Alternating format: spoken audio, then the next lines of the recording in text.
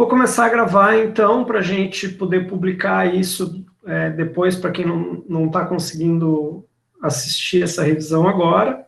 Né? A ideia é justamente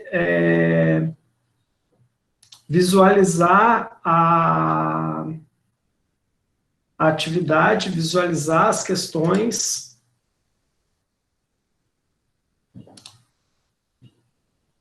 Se eu conseguir carregar agora, só um minutinho. Agora sim.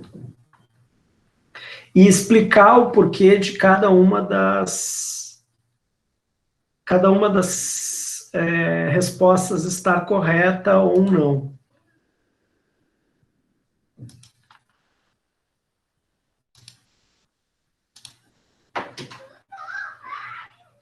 Então, eu vou compartilhar a minha tela. Deixa eu aumentar um pouco o tamanho da fonte. Tá legível assim ou preciso aumentar mais?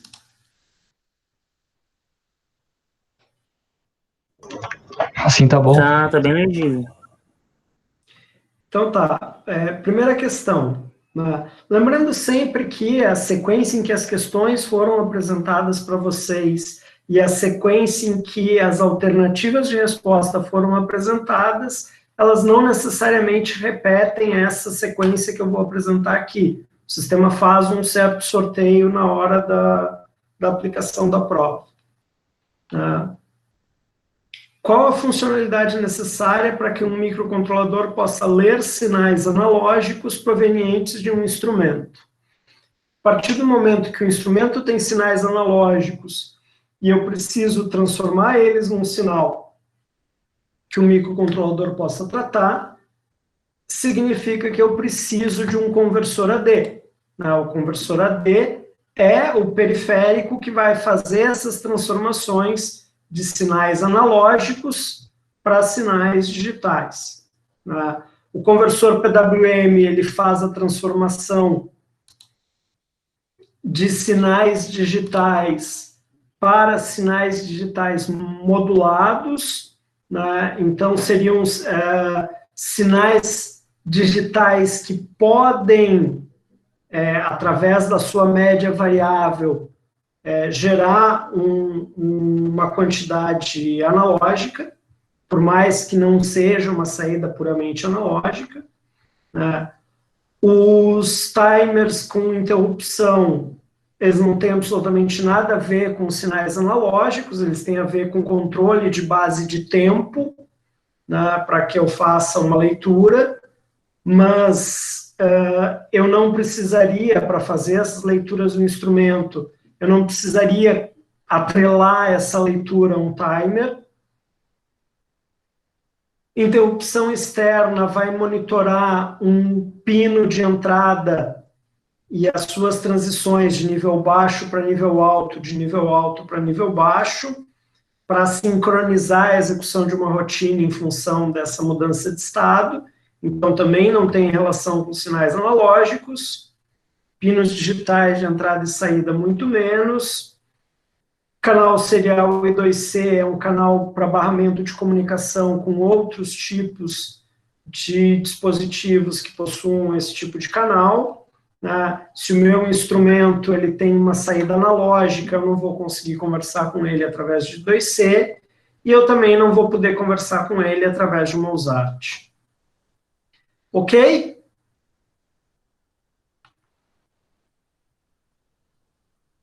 Ok.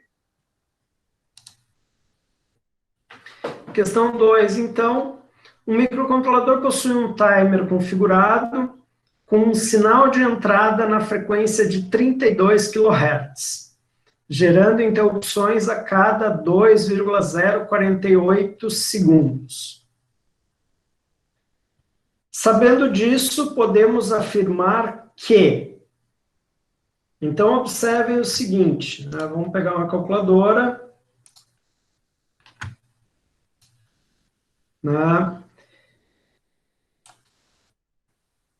O meu clock de entrada do microcontrolador, de entrada do timer, opera uma frequência de 32 mil pulsos por segundo. E eu estou gerando uma interrupção a cada 2,048 segundos. Ou seja, 2,048 vezes 32 mil significa que eu estou fazendo uma contagem até 65.536 pulsos dessa minha frequência de sinal antes de gerar a minha interrupção. Tá? 65.536 representa exatamente um overflow de um contador de 16 bits.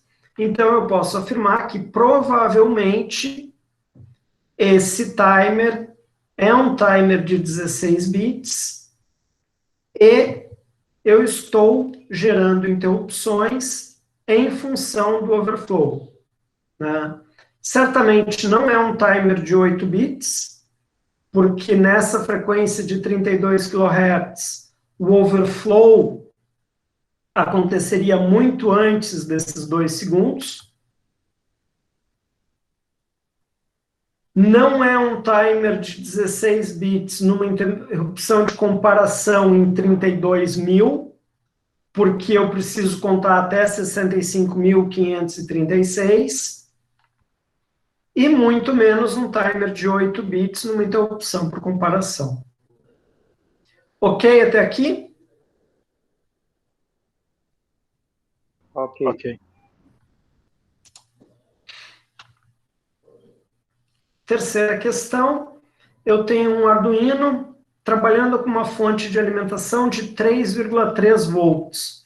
Lembrem-se que o Arduino pode operar com diferentes tensões de alimentação e alguns modelos, inclusive, eles já são pré-setados nessa tensão de 3,3 ao invés dos 5 volts, que é o que a gente normalmente trabalha no Uno.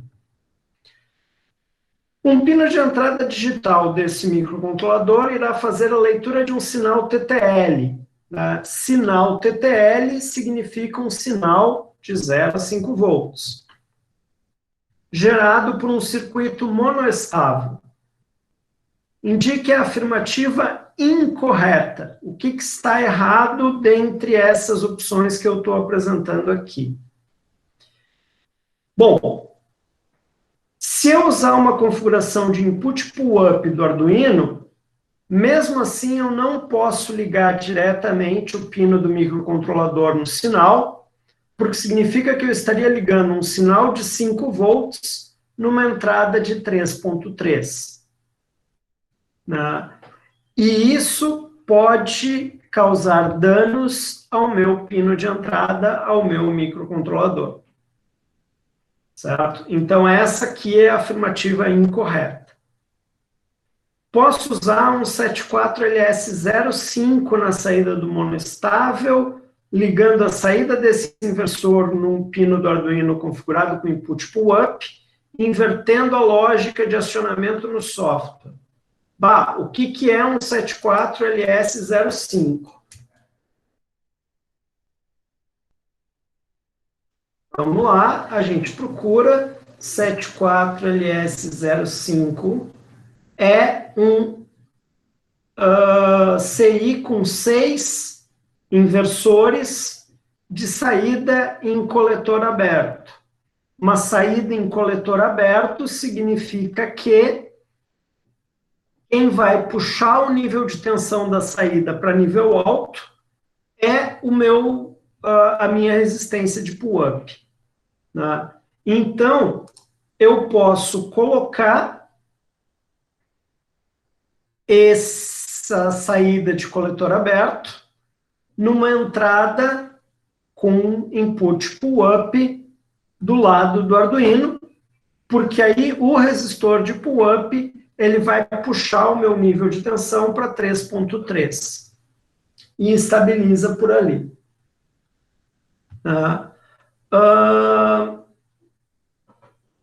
Porém, como isso aqui é uma porta inversora, então eu preciso inverter a lógica de acionamento no lado do software. Onde antes ele esperava um sinal de nível baixo, agora eu espero um sinal de nível alto e vice-versa. O que mais? Eu posso colocar um divisor resistivo na saída do monoestável, com um resistor de 12K em série com um resistor de 33K, sendo 33K ligado em GND.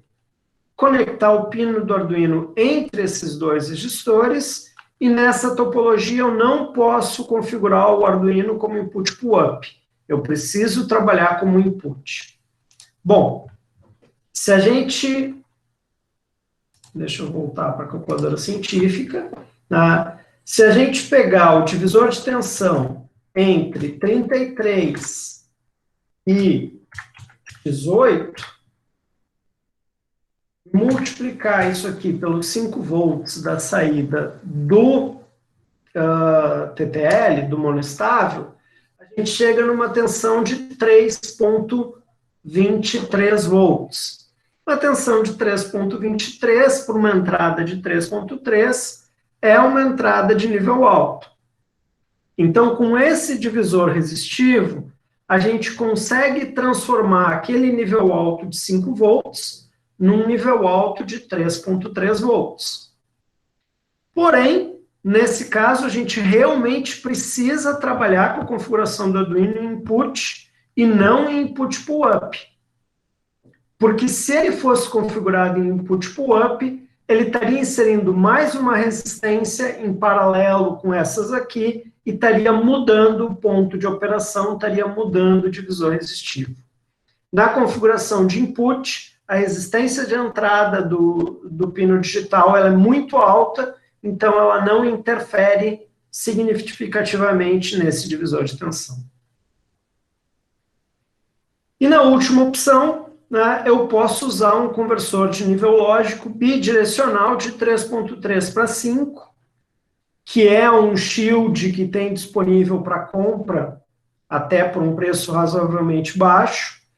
E se eu usar esse conversor entre o monoestável e o Arduino, eu resolvo o meu problema, faço a compatibilização dos níveis de tensão e posso fazer a conexão. Então, todas essas três daqui de baixo são alternativas válidas para fazer essa compatibilização de tensão. Essa primeira, não. Essa aqui não me permitiria fazer essa ligação. Ok aqui?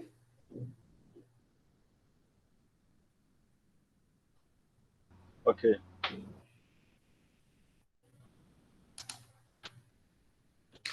Questão 4, então, eu tenho um projetista querendo usar um Arduino para fazer controle de velocidade de um motor DC de 12 volts.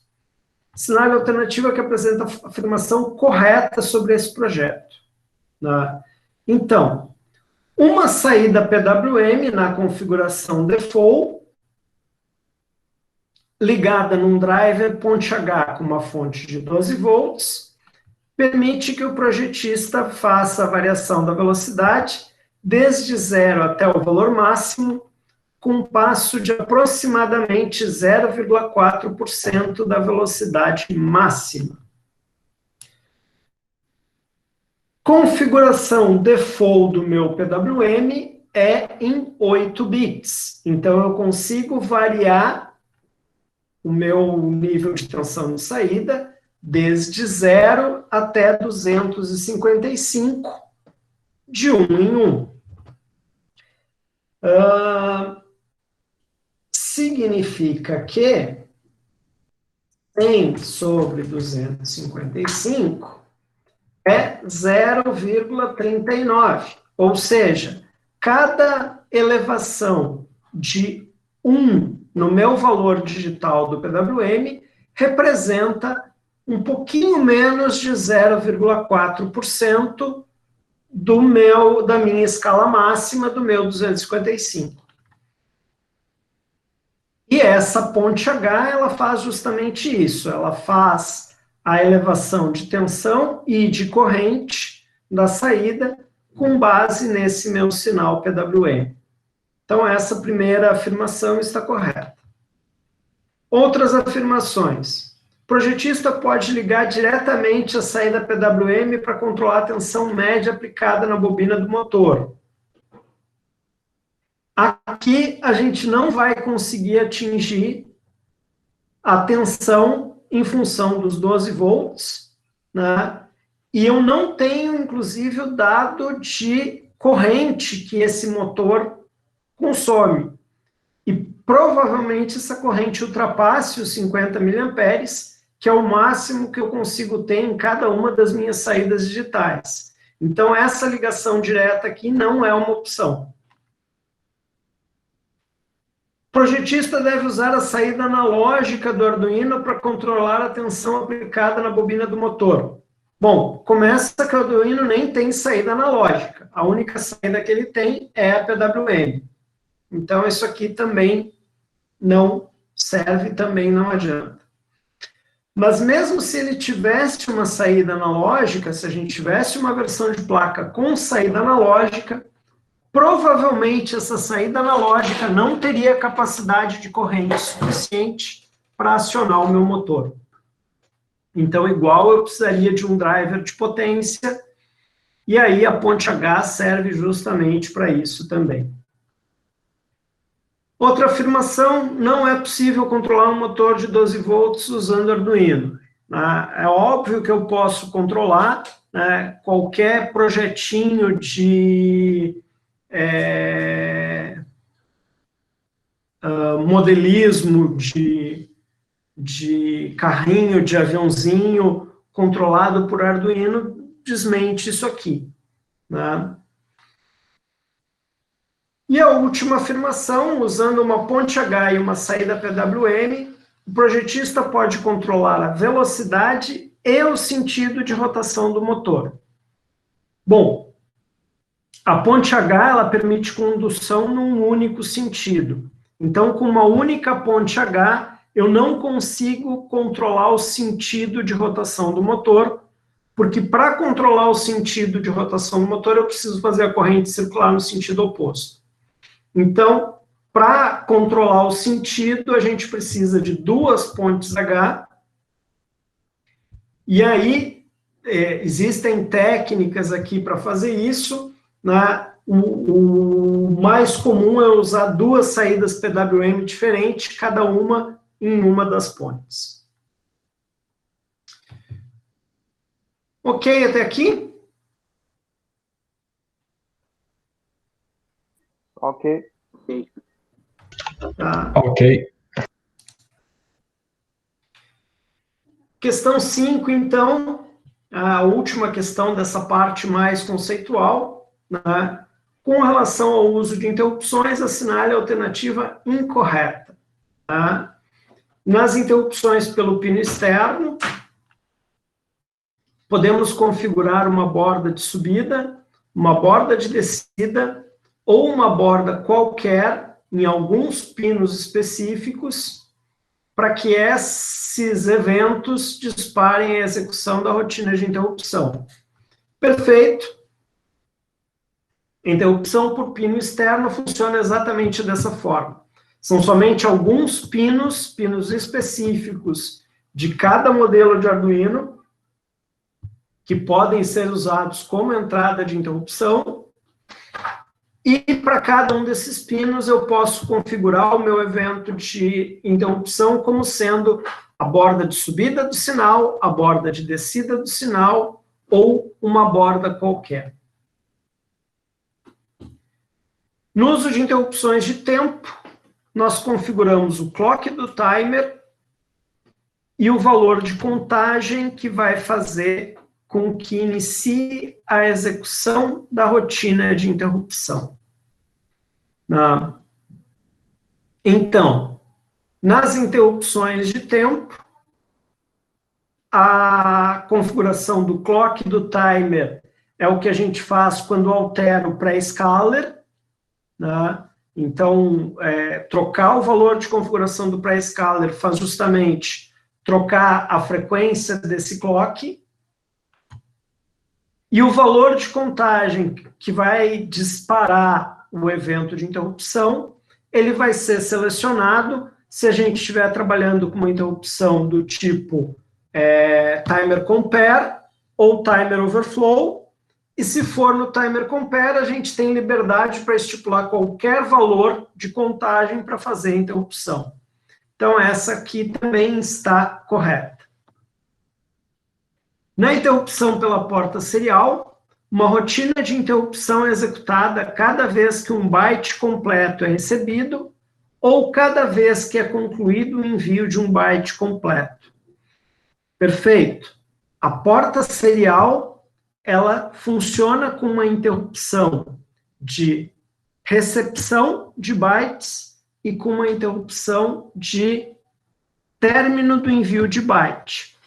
A única coisa que a gente não enxerga, porque quem está implementando a rotina de tratamento dessa interrupção é a própria biblioteca do Arduino.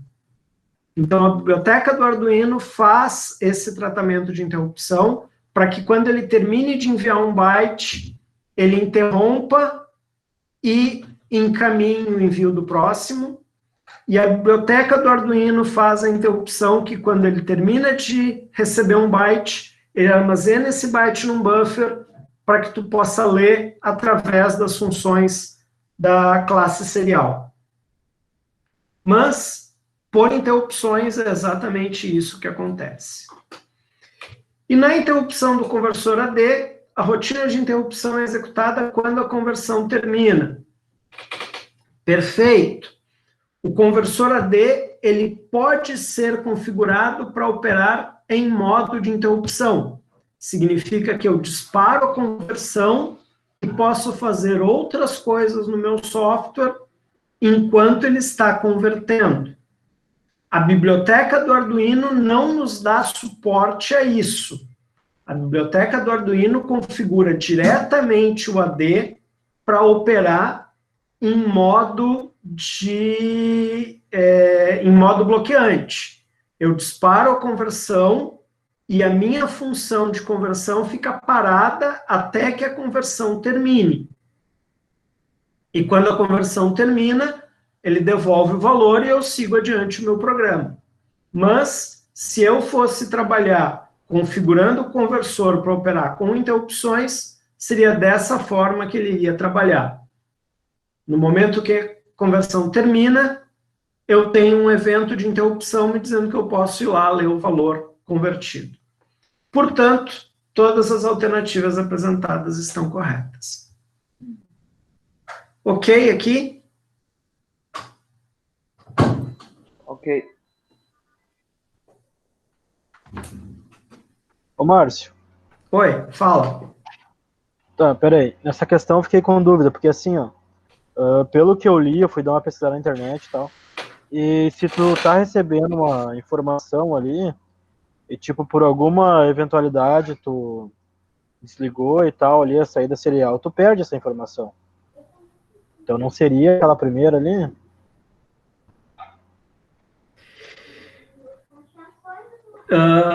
O que tu quer dizer quando tu desligou a tua serial? Me desculpa, acho que foi do AD ali, desculpa. Foi a AD que eu marquei. Mas no caso assim, tu tá recebendo uma informação que tu vai ter que transformar ali pelo teu conversor AD, né? Tu tá recebendo um 4A20, alguma coisa, ou algum sinal grande. Tá. E por alguma eventualidade, tu perde esse sinal no meio, tu perde esses dados, né? Não perde? Sim, o que acontece? Vamos ilustrar essa operação. Deixa eu abrir aqui um...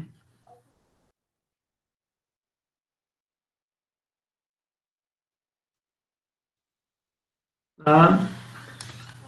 Vamos entender o seguinte, vamos imaginar as duas coisas. Tá? Digamos que eu tenho o meu sinal analógico aqui, tá, fazendo alguma espécie de curva, alguma espécie de variação ao longo do tempo. Eu vou pegar, eu expandi isso aqui na minha escala de tempo, e a minha leitura da porta, a minha transformação analógica dura mais ou menos essa fatia de tempo aqui. Ok? Vocês conseguem ver? Sim. Tá, vamos aumentar o zoom para ficar mais destacado. Bom, ao longo desse tempo, o meu sinal está variando, né? O ideal seria que a variação desse sinal fosse suficientemente lenta para que todo esse tempo aqui o sinal tivesse razoavelmente constante, tá? Mas não, o meu sinal está variando aqui dentro da minha janela de tempo. Tudo bem. A minha conversão, ela opera por aproximações sucessivas. Então, tu começa a ir buscando através de comparações, e até por ser aproximações sucessivas, é que ele demora um certo tempo. Então, no final das contas, provavelmente, eu vou fechar num valor mais ou menos por aqui. Eu não vou fechar nem no valor que ele terminou, muito menos no valor inicial, porque aqui ele ainda está longe da comparação, né? Dependendo do quanto oscilar esse valor aqui no meio, pode ser que ele estabilize num valor bem distinto, bem diferente, em função do meu ruído. Mas, a princípio, é mais ou menos isso que está acontecendo. Bom, o meu sinal derrubou no meio do caminho, né? Olha, provavelmente ele vai começar a buscar, através das comparações sucessivas, algum valor mais próximo do valor final, porque o sinal ele tem uma variação brusca, mas ainda assim a gente está falando de microsegundos aqui, né? Ele não vai estabilizar para o valor novo dele, digamos que ele caiu a zero instantaneamente. Não, eu não vou fechar no valor zero, porque eu já estava comparando com um valor mais alto, mas em algum valor eu vou fechar. Aí o que eu estava comentando da diferença do analógico, do conversor AD, operar em modo bloqueante, que é como a biblioteca do Arduino faz, e operar em modo de interrupção, tá?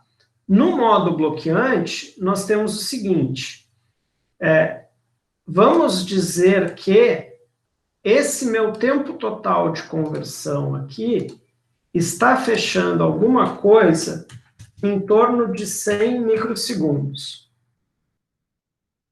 certo? Alguma coisa aqui em torno de 100 microsegundos. Em 100 microsegundos, eu poderia fazer várias operações, eu poderia estar fazendo diversos cálculos, eu poderia estar fazendo correção de erro, fazendo cálculo de média, fazendo cálculos estatísticos, poderia estar monitorando um sinal digital, porque o meu sinal digital aqui, a minha leitura, se eu estiver trabalhando direto com o Digital Read lá, ela dura 3, 4 microsegundos. Se eu estiver trabalhando direto na leitura da porta, ela vai durar 400 nanosegundos, 500 nanosegundos. Então, eu consigo fazer muitas operações dentro desses 100 micro, né? A biblioteca do Arduino, ela opera de modo bloqueante. Significa que eu chamei a função e a função não vai terminar de executar enquanto ele não terminar a conversão. No modo de interrupção, eu, ao invés de usar a função de conversão lá, o analog read da biblioteca do Arduino, eu vou disparar a conversão através da escrita nos registradores, vou configurar um método para responder à interrupção de final de conversão, e no final de conversão eu leio o registrador que tem o valor resultante. E eu vou ter um valor resultante, que pode ser esse valor vermelho que eu marquei aqui, se o sinal se mantiver ao longo do tempo, ou pode ser algum outro valor intermediário, ou valor mais alto, mais baixo, dependendo se eu tenho ruído ou se eu tive uma interrupção brusca de sinal. Tá? Mas eu sempre vou chegar ao final de um certo tempo, tendo concluído a minha conversão e sempre vou ter um valor para ler. Tá? Então, eu sempre posso operar dessa forma. Agora, pensando em termos de comunicação serial, tá? Deixa eu abrir um outro espaço aqui branco para a gente discutir isso. Na comunicação serial, a gente tem algo que funciona mais ou menos da seguinte forma. Deixa eu pegar uma linha mais grossa. Tá? Eu tenho uma sequência de transmissão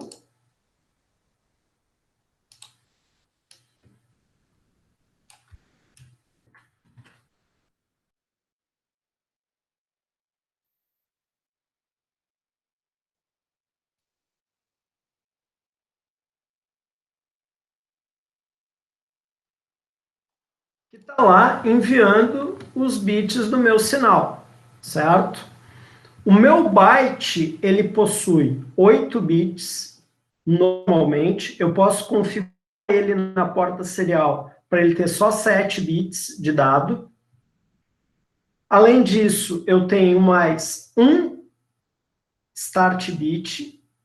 Eu posso ter 0, 1 ou 2 stop bits e eu posso ainda ter um bit de paridade. Então, a minha transmissão serial ela pode ir desde 8 até uns 12 bits para cada valor que eu quero enviar. O driver de transmissão serial, lá,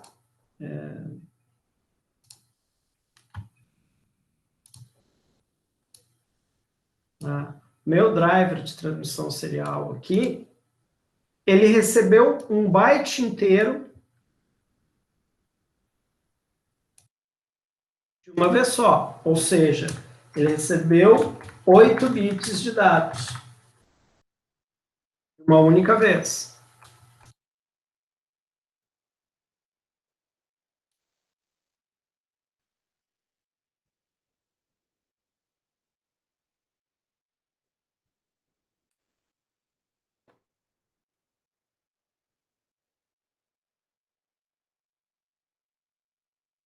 Tá?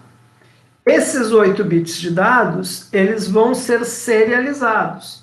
Significa que ele vai pegar esses 8 bits e vai desmontando um por um para transmitir. Ah, esse é 1, esse é 0, esse é 1, esse é 0, esse é 1, esse é 0 e assim por diante. Quando esse transmissor está lá no hardware, isso aqui faz parte do hardware da minha porta serial. Quando esse transmissor terminou de enviar esses 8 bits, ele vai gerar um sinal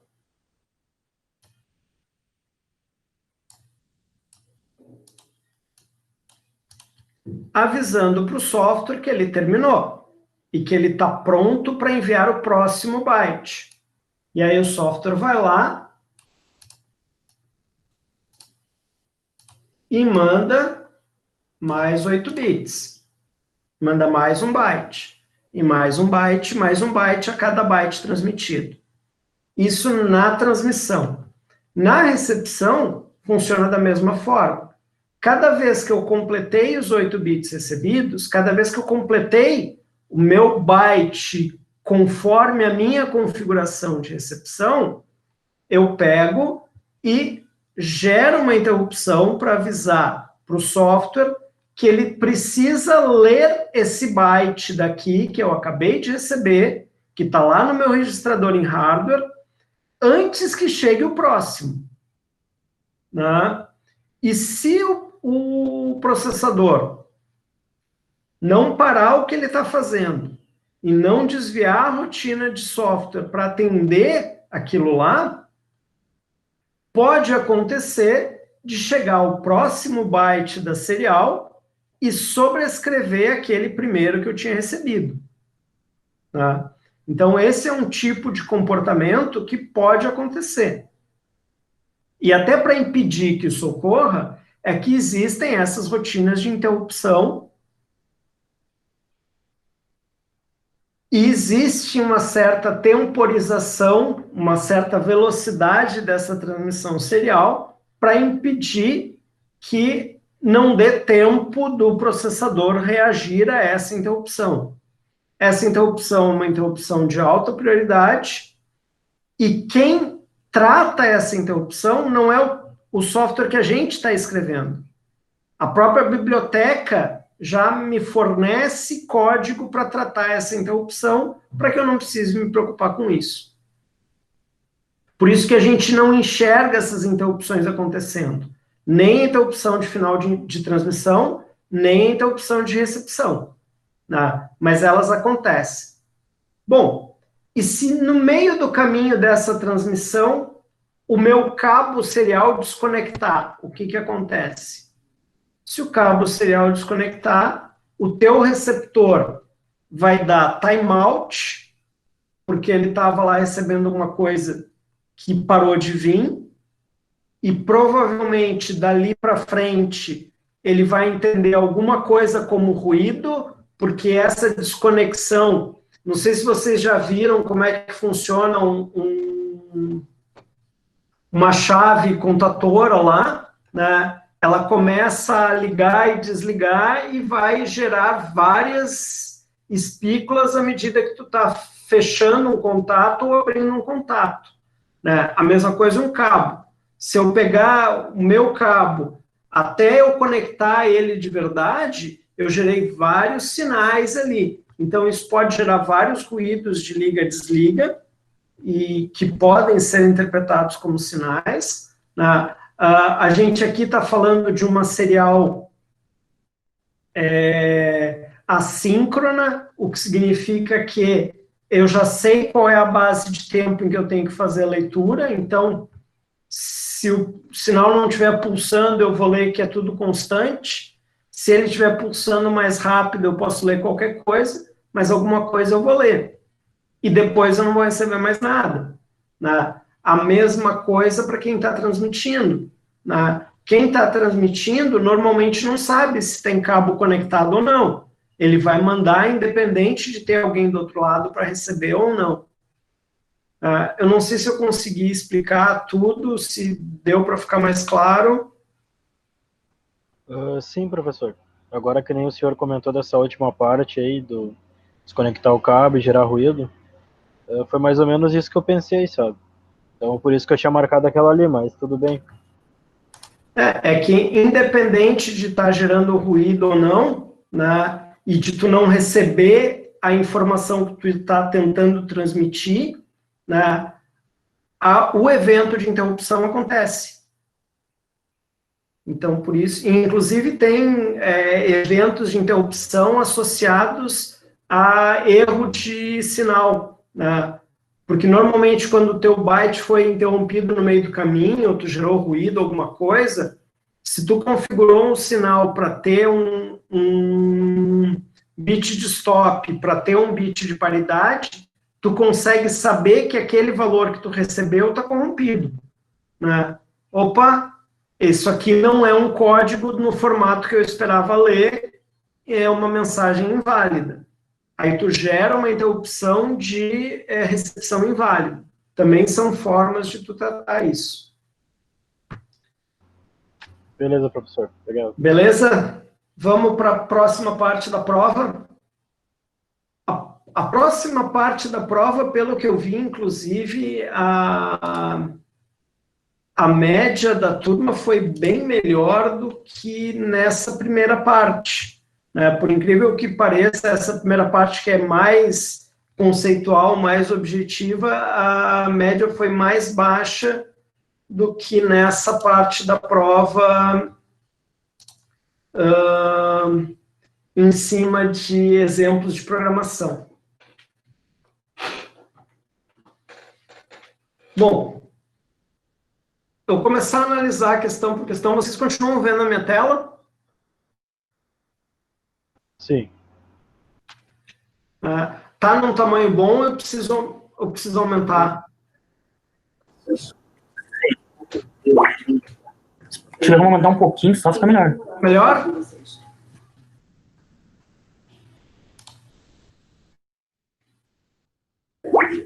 Sim, tá melhor. Tá. Bom, então aqui eu tenho um trecho de código, né? Esse trecho de código, ele faz alguma coisa, e no próprio enunciado da questão eu já digo, assinale a alternativa que vai preencher essa lacuna que eu marquei em azul aqui, de modo a que essa função, minha função, ligue o pino alarme, que é um parâmetro que a função recebe, após atingir o número máximo de bordas de subida, então é importante que eu identifique o tipo de borda que eu quero achar, né? Máximo também é um parâmetro que a função recebe.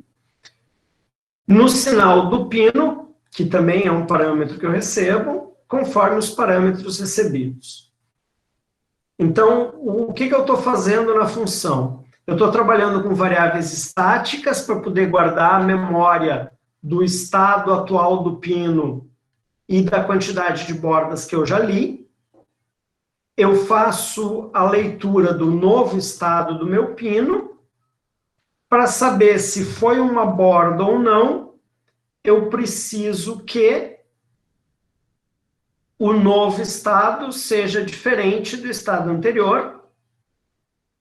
E mais do que isso, para que seja uma borda de subida especificamente, eu preciso que o meu novo estado seja nível alto e o meu estado anterior seja nível baixo, né? Então, se estado for high e o meu estado, que era a variável que estava armazenando o estado anterior, for low, é porque é uma borda de subida, né? Se é uma borda de subida, eu contabilizo o número de bordas. Se o número de bordas atingir o meu valor máximo, eu aciono o meu pino de alarme e guardo o meu estado, né, em função do estado atual, para que na próxima vez que eu entrar nessa função, eu identifique uma borda de descida até uma nova borda de subida para continuar a contagem. E a cada execução dessa função, eu ainda estou retornando o meu histórico total de bordas que eu tenho armazenado até este momento. Bom, só para a gente validar que as outras respostas estão erradas, né? Não me adianta ler se o valor digital do pino é maior do que máximo, porque o valor digital do pino é 0 ou 1, é low ou high. Então, ele nunca vai ser maior do que o máximo.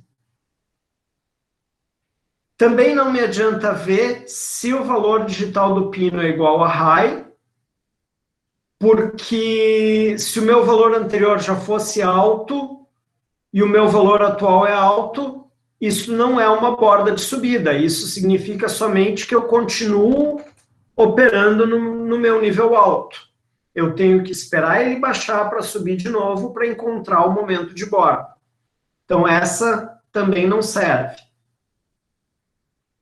Não me adianta ver se o estado é diferente do meu estado, porque aí ele iria encontrar bordas tanto na subida quanto na descida.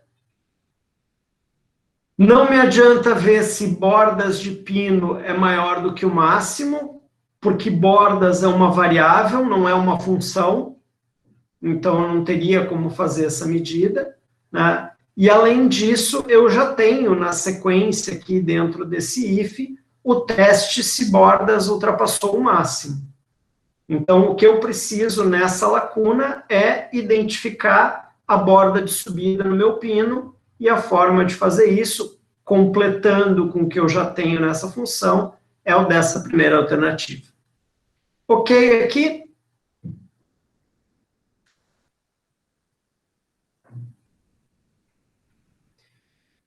Se quisermos verificar qualquer tipo de borda diferente, poderia ser usada essa diferente. Sim, se eu quiser fazer tanto borda de subida quanto borda de descida, eu poderia usar essa aqui, se o estado é diferente do meu estado. Se eu quiser achar borda de descida, eu tenho que fazer o estado igual a low e o meu estado igual a high. Então, eu posso fazer combinações em cima disso, dependendo da lógica que eu quero. Certo? Para a próxima, então, né? Eu peguei e usei o mesmo trecho de função em vários lugares, né? Então, por mais que em alguns deles não fizesse sentido a lacuna em azul, eu tinha que manter ela em azul para não entregar a resposta de uma questão no enunciado da outra, né? Aqui o enunciado afirma que esse trecho de código vai ligar o pino de alarme após atingir o número máximo de bordas de subida no sinal de pino, conforme os parâmetros especificados na chamada da função. E eu quero ver se vocês sabem fazer chamar essa função de modo que o meu pino 13 seja configurado como saída de alarme, o pino 4 seja o pino onde eu estou fazendo a leitura do sinal, e o valor 10 seja o meu limite de contagens. Né? Então, a resposta correta é chamar minha função, que é o nome da função, passando na sequência em que os parâmetros da função foram declarados, o pino 4, o máximo 10 e o pino de alarme 13. Né? Se eu chamar minha função de pino máximo e pino alarme, sem ter declarado valores para essas variáveis, eu não atinjo o meu objetivo. Tá? Então, essa aqui não atende porque eu não tenho a declaração de valor para essas variáveis. Não é com ponto e vírgula, né? A separação dos valores dos parâmetros é com vírgula, isso daí faz parte da sintaxe do C. E também não é identificando o nome da variável que eu quero passar. Né? Isso aqui é uma sintaxe válida em outras linguagens, mas aqui não. Né? E também não me serve passar dessa forma aqui, né? Por mais que ele retorne o valor de borda, como eu não estou usando o valor retornado, eu não preciso atribuir o resultado da função a nada. Né? Mas se eu atribuir o resultado dessa função a essa variável máximo, essa variável estaria mudando de valor, além do fato de que, como ela não é estática, ela sempre inicializa com um valor 0, que acaba não sendo o 10 que eu queria. Né? Então, a única resposta que vale aqui é a primeira. Ok? Ô, Márcio. Fala. Ser bem sincero, quando eu li rápido, marquei essa daí primeiro, depois eu fiquei com dúvida e marquei aquela igual ali.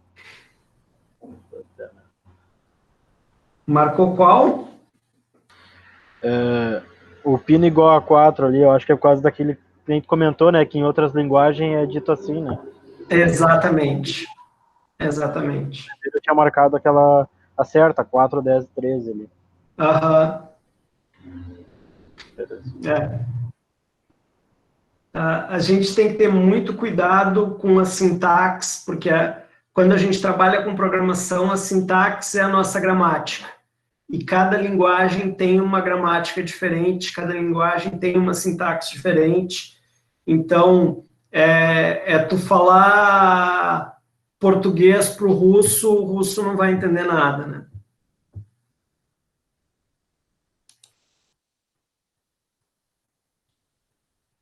Bom, mais uma questão em cima do mesmo bloco de código, né? E aqui eu explico detalhadamente. Considere que a lacuna faz identificação de uma borda de descida.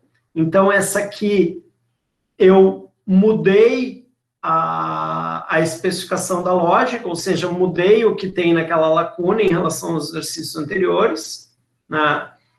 Faz a identificação de uma borda de descida no pino indicado pelo parâmetro pino, garantindo que o bloco entre chave somente é executado se essa borda for identificada corretamente.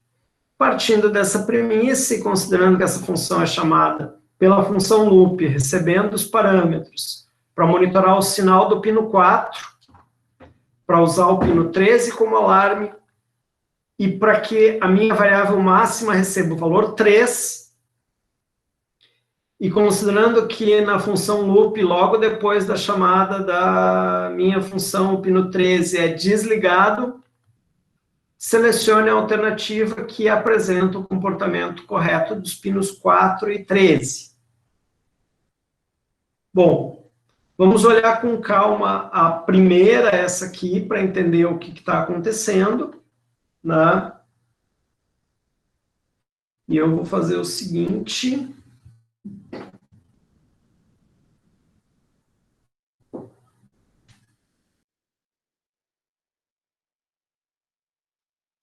Eu vou copiar isso aqui para poder trabalhar na edição dessa tela.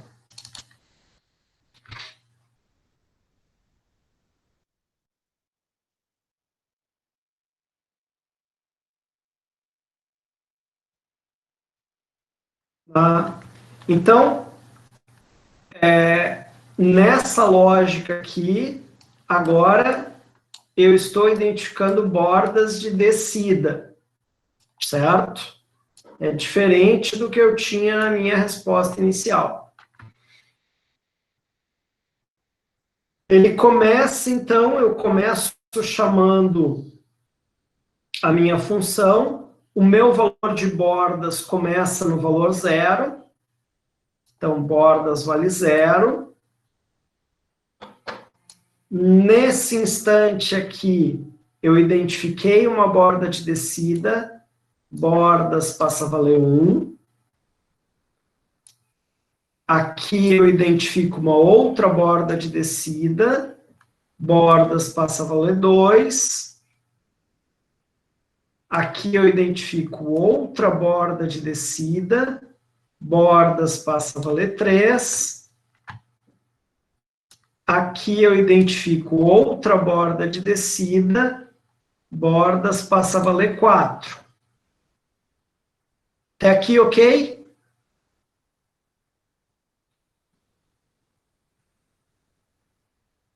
Isso que eu estou fazendo aqui é o que a gente chama de teste de mesa. Ou seja, eu estou analisando o que o meu software está fazendo mentalmente. Certo? Vocês conseguem me entender aqui?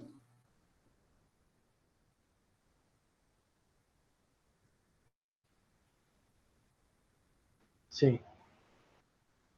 Beleza.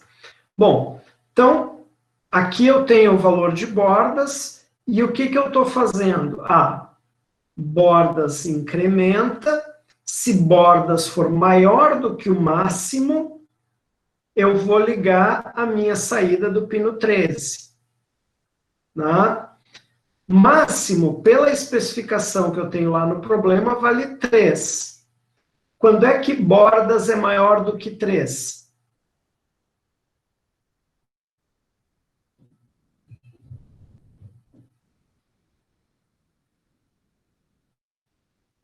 Quando é que bordas é maior do que 3?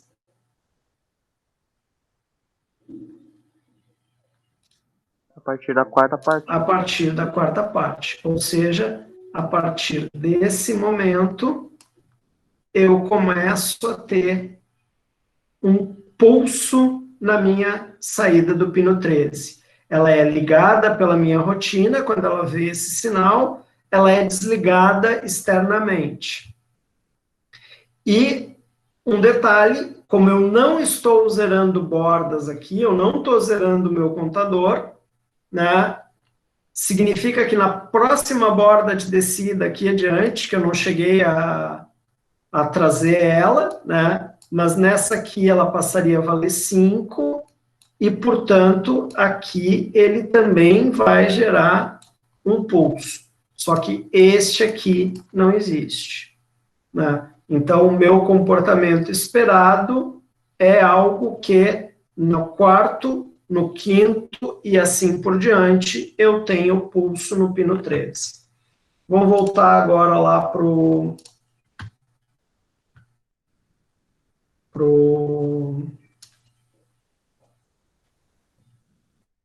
aula para ver a questão, né? Então, essa primeira, ela não é a resposta válida, porque ela gera o pulso a partir do pino 3. Essa segunda também não é a resposta válida, porque ela só gera quando o valor é igual a 3. Essa aqui também não vale, porque ela gera enquanto for menor do que 4, né? Enquanto for menor ou igual a 3. Essa aqui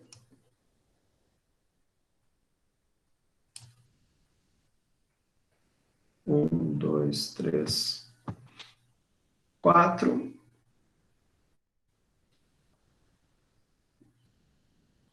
Essa aqui não é a resposta válida, porque ela gerou no 4, mas não continuou gerando no 5, né?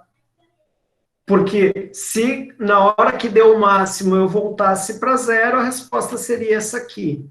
Como eu não volto para 0, depois do 4 é 5, ele tem que seguir gerando também, e por isso que a resposta correta é essa última. Deixa eu diminuir um pouquinho o meu zoom aqui, para ver se fica mais fácil de ver.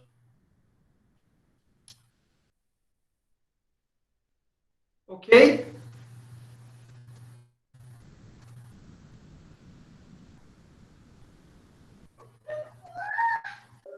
Ok.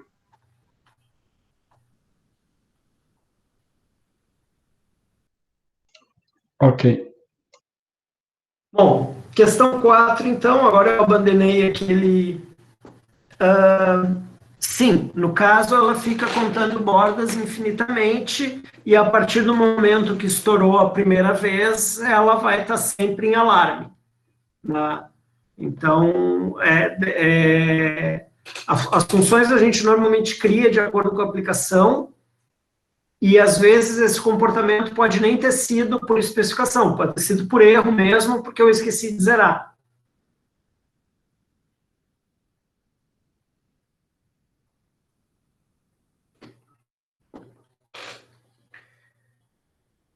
Questão 4, né, observe o trecho de programa abaixo, assinale a alternativa que descreve corretamente o que esse programa faz. Tá? Então, eu tenho, na minha função loop, uma chamada da função largura pulso de 8, e o resultado dessa função é enviado para a porta serial.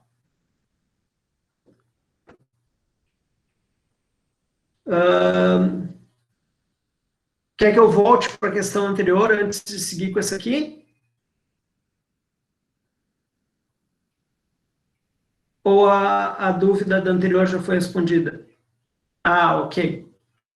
É que eu li agora a mensagem no chat ali, eu achei que eu não tivesse respondido ainda. Certo, voltando para cá então. Eu tenho a chamada dessa função largura pulso, passando o valor 8 como parâmetro, e o resultado dela é enviado pela porta serial.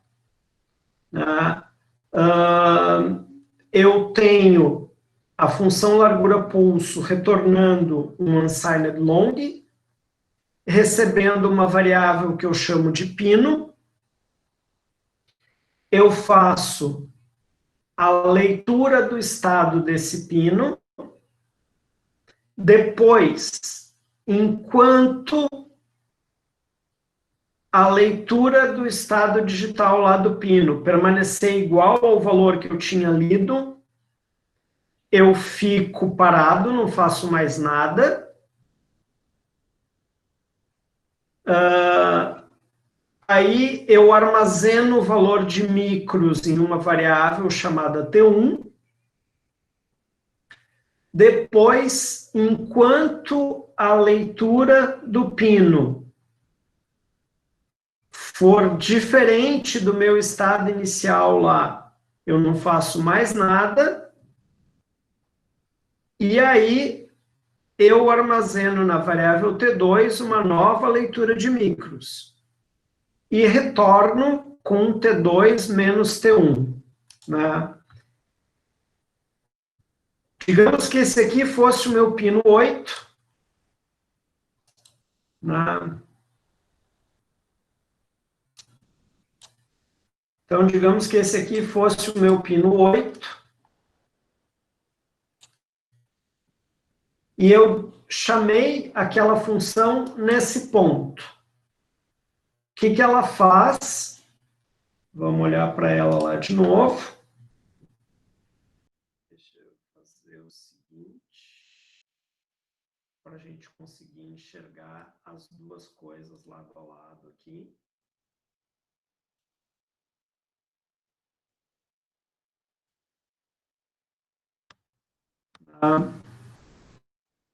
Então, chamei nesse momento aqui, o meu estado é low. E aí ele fica parado dentro da função, esperando enquanto a leitura do estado for low. No momento que a minha leitura for high, eu marco o meu valor de T1.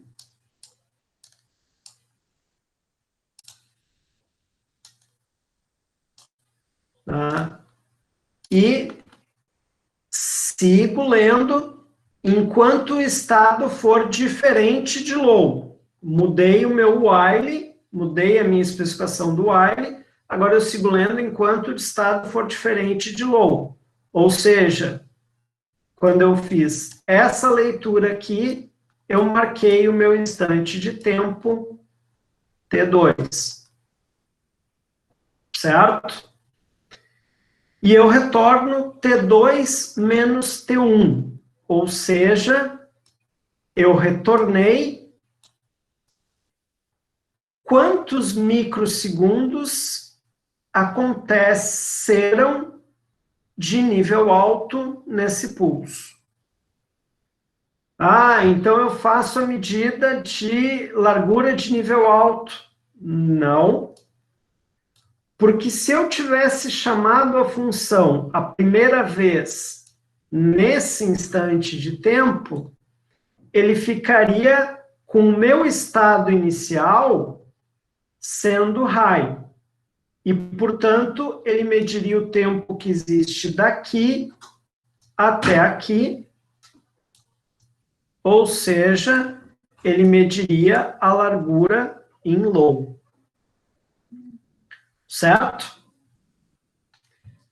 Bom, aí agora vamos olhar as afirmações sobre o programa. Aqui é um entendido o que o programa faz.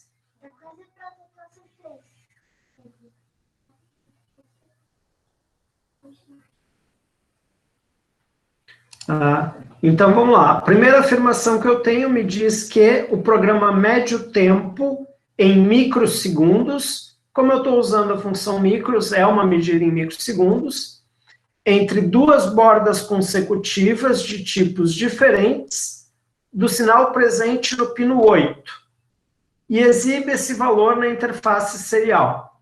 Tá? É exatamente o que eu estou fazendo aqui. Eu meço a distância de tempo entre duas bordas consecutivas de tipos diferentes, né? Uma borda de descida e uma borda de subida, ou uma borda de subida e depois a próxima borda de descida. Pego esse tempo em microsegundos e jogo pela serial. Esse programa mede o período do sinal presente no pino 8 e exibe esse valor na interface serial. Ele não mede o período, porque para medir o período, eu precisaria de duas bordas do mesmo tipo. Duas bordas de subida consecutivas ou duas bordas de descida consecutiva. No momento que eu tenho tempo entre uma borda de subida e uma borda de descida, ou o contrário, eu estou trabalhando com metade do período, ou até menos da metade, ou mais da metade, se o meu ciclo de trabalho não for de 50%. Né? Então, eu posso pegar, mas certamente eu vou pegar só uma parte do meu período. Não é o período inteiro. Esse programa mede o duty cycle, a relação entre o tempo ligado e o tempo total do sinal presente no pino 8 e exibe esse valor na interface serial. Não, eu estou medindo só o meu tempo ou ligado ou desligado, né? Eu não faço a relação entre os dois. Né? Poderia fazer, daria para desenvolver esse programa para fazer isso, né? Com algumas pequenas alterações, mas não é isso que ele faz. O programa fica travado sem fazer nada. Ele até pode ficar travado se eu tentar executar esse programa sem inserir pulsos no pino 8. Se o pino 8 tiver linha muda lá, com valor constante, 0 o tempo inteiro, ou 1 o tempo inteiro, o programa vai ficar travado. Mas ele não está fazendo nada. Ele está monitorando o sinal do pino. Ok aqui?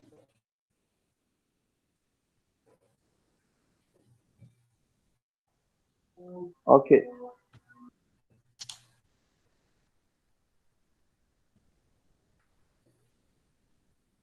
Bom, última questão, então, né?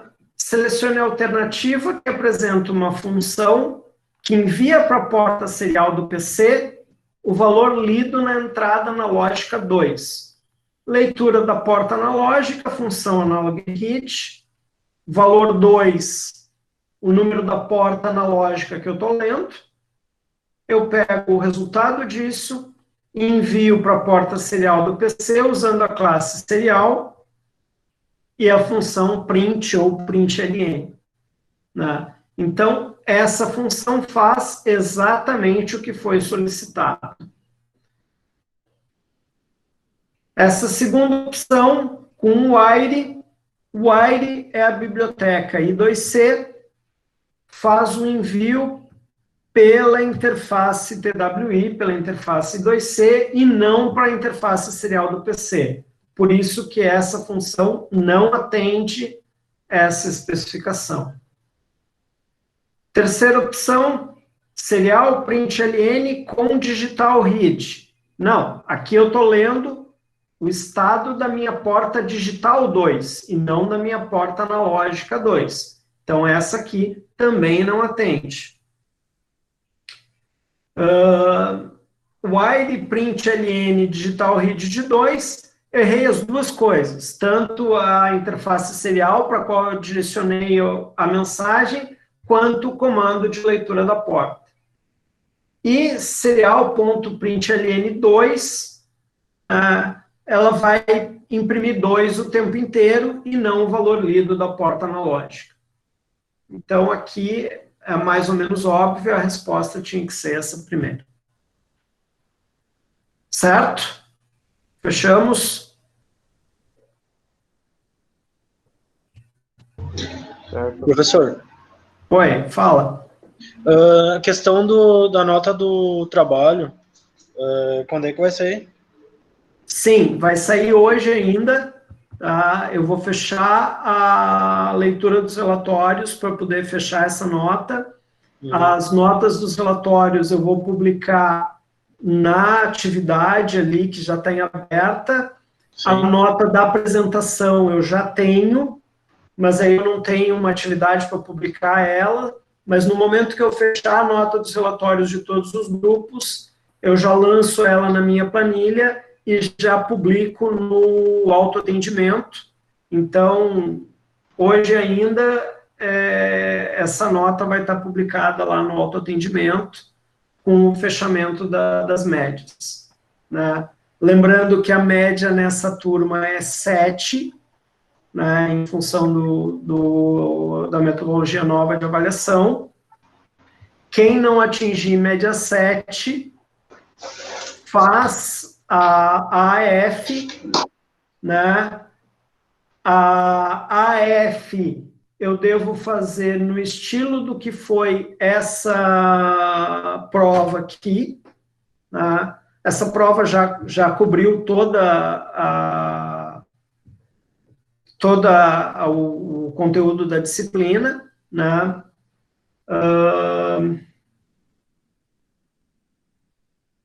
Deve ter uma questão dissertativa para criar um programa, e o resto tudo questões objetivas.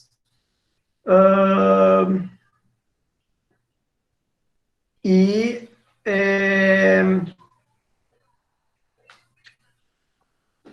tem vários alunos que já estão aprovados, que já têm mais de 7, né? Inclusive, mesmo sem a nota do relatório. Ô, professor, levando isso em consideração, que eu fui muito mal na primeira avaliação, sabe? Sim. 0,2. Então, eu fui melhorando minhas notas ao decorrer das outras avaliações. Mas eu também não precisava muito acertar todas as 10 questões, acertei só 8. E já é fácil de somar. Eu sei que se eu por hipótese, tirasse 3 no trabalho, faltaria, acho que 0,4 ou 0,5. Isso daí, tu vai avaliar alguma coisa nesse arredondamento ou é o que somar já? Senão eu já vou ter que começar a estudar, porque eu vejo ali que nem assim, da forma que o senhor respondeu e esclareceu as dúvidas, muita resposta para saber, tem que praticar muito e nem é estudar, porque tem respostas aí que a turma toda, bem dizer, foi para a internet ler experimentos, ler tópicos, isso, aquilo, e a gente não chegava num consenso, assim, sabe? Claro, estou falando uma coisa que é uma lógica, né? Claro que todo mundo ia perguntar, ia conversar sobre só deixa eu fazer uma coisa, deixa eu parar a gravação, tá? Para que essa confissão não fique gravada para a posteridade. Uhum.